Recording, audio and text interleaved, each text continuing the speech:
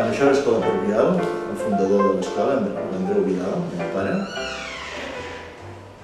en tota la superfície aquesta, era una sola aula, on tenia fins a 8 o 10 grups diferents d'alumnes, amb un total a vegades de més de 100 alumnes, i tots treballant alhora i sense dir ni piu, perquè si piulaves més del compte, ja se sap, en aquells temps sempre hi havia una regla o un càstig a punt perquè les coses funcionessin.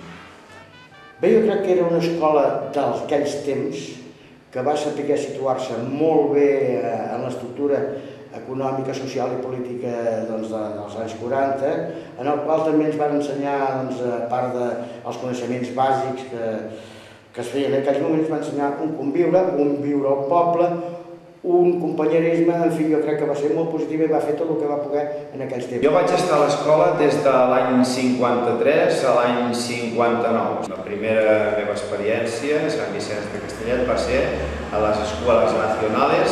El meu pare es va adonar que a les escoles nacionals no s'aprenia res. Em va portar a l'escola, jo en aquell temps a mi em sonava això a l'escola del senyor Vidal, que era el col·legi parroquial, en castellà era Colegio Parroquial Niños. Va ser una època molt bona i penso que els nanos que vam tenir la sort de venir a un col·legi parroquial, per damunt dels altres teníem un petit nivell diferent als de les altres escoles, podríem dir, nacionals que hi havia aleshores.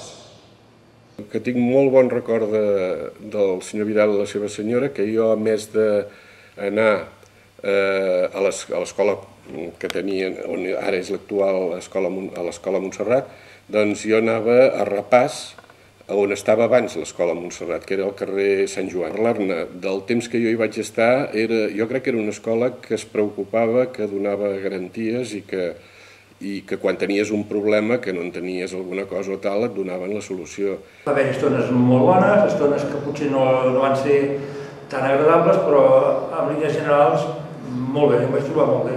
I quan mires enrere i penses en les persones que et van influir per ser el que ara soc, doncs estic content d'haver estat amb elles. El 55-56 eren anys de gana. Encara anàvem amb la postguerra i recordo allà al pati del col·legi amb una estufa grandiosa, immensa, escalfant l'aigua per fer la llet russa, menjant nosaltres amb el got de llet i el formatge. Jo voldria ressaltar la capacitat humana del mestre, del senyor Vidal, en aquest cas, que molts dels que passaven més gana, els emigrats, ens donava llet i formatge per portar-se'l cap a casa nostra.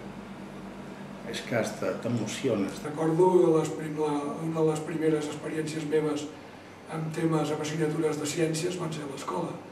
La mare de Joan Maria, precisament, que una vegada em va fer una pregunta que em va tenir força estona pensant. La llum com es transmet?